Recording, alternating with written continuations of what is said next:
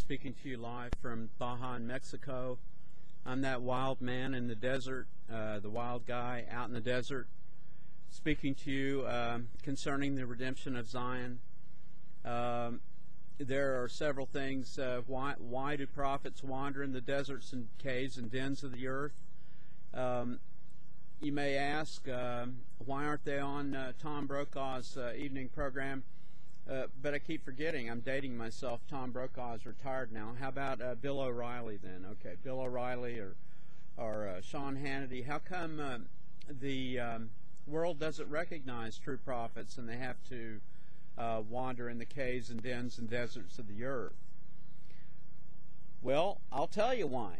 It's because the devil has power in the earth. He's called the prince of this world. And you modern liberals don't believe in the devil, do you? But you're wrong.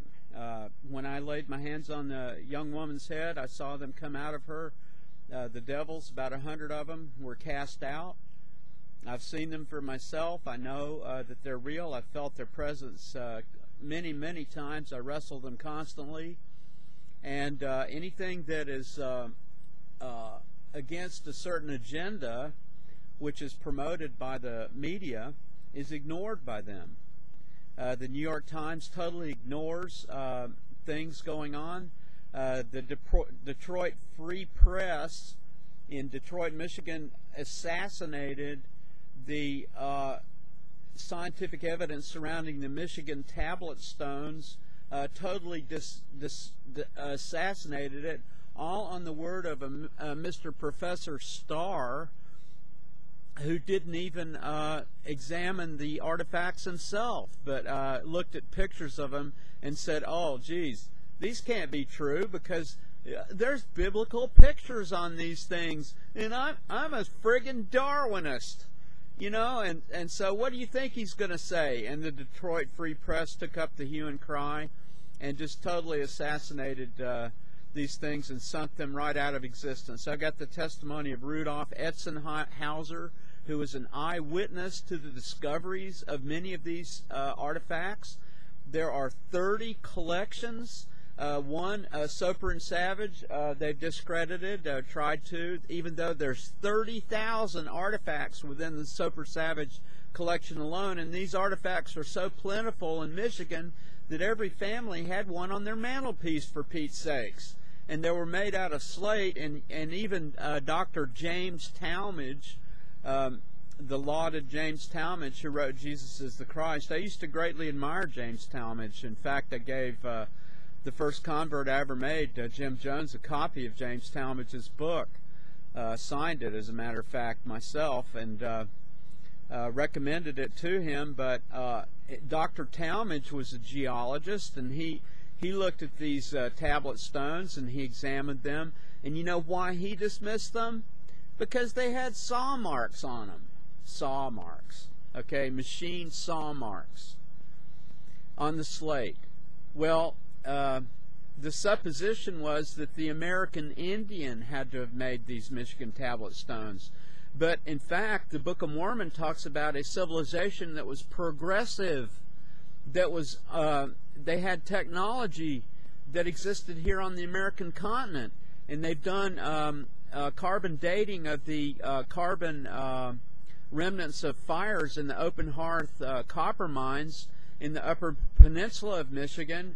There's 3,000 copper mines there, and they've done carbon dating on these charcoal pieces, and the date is 2250 BC on the carbon.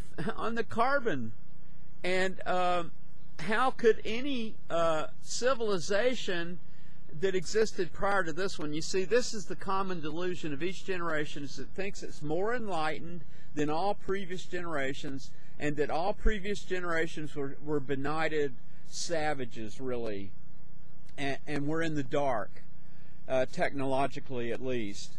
But the book of Jasher talks about before the flood, they were giving their women birth control. They were giving them hormones, and they were hybridizing plants and animals and doing genetic experiments. And that's one of the reasons God destroyed the earth by the flood.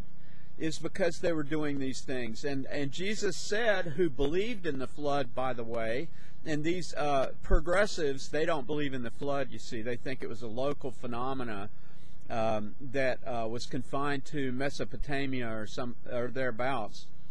At least that's what one theory that they fall back on. Yeah, they wrote about a flood, but it was just a local phenomena.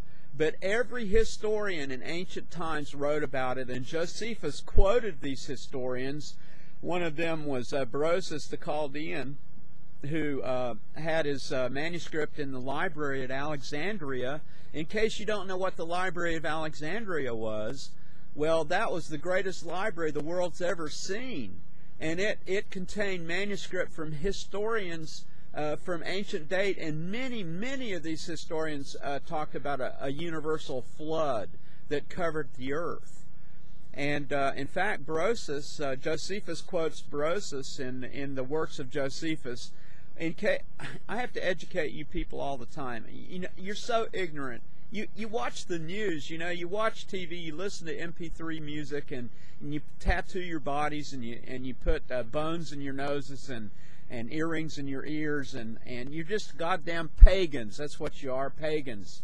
And if you knew how the heavens despise that, you would shrink from doing it. But there's no fear of God in the world anymore. There's no fear of God at all. And that's why people raise their heads in wickedness and do exactly what they want to do, isn't it? But getting back to Berosus, whom Josephus quoted, and I've got to tell you who Josephus was. I forgot. I have to educate you. Josephus was a historian who was a contemporary of Jesus Christ. He witnessed the fall of Jerusalem in 70 A.D. In fact, he was a general in the army, and the Jews to this day, the Jewish nation today, they consider Josephus to be a Benedict Arnold, because he tried to persuade the Jews to surrender to the Romans. He actually got up on the wall at Jerusalem and begged and pleaded the Jews to surrender to the Romans.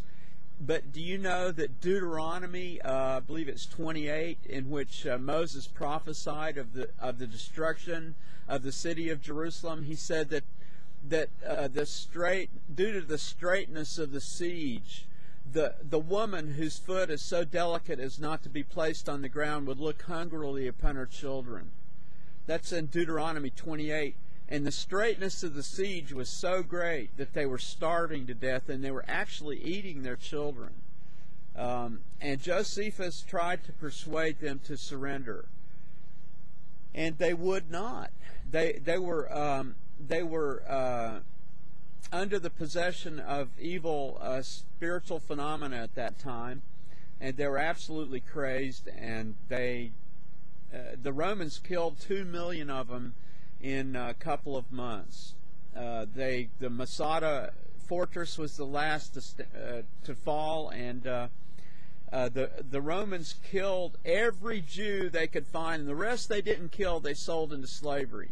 They put them in pits, they put them in cages, and sold them off into slavery, and totally destroyed Jerusalem. And when you see a Jewish wedding today, they crush this glass. And I took a course in Judaism at the University of Utah, so I know a little bit about what I'm talking about. I took it from the cantor of the Synagogue of Salt Lake, named Dr. Loeb, L-O-E-B. And he told the class that when they celebrate a wedding, a Jewish wedding, and they crush that little glass drinking device, I guess you could call it,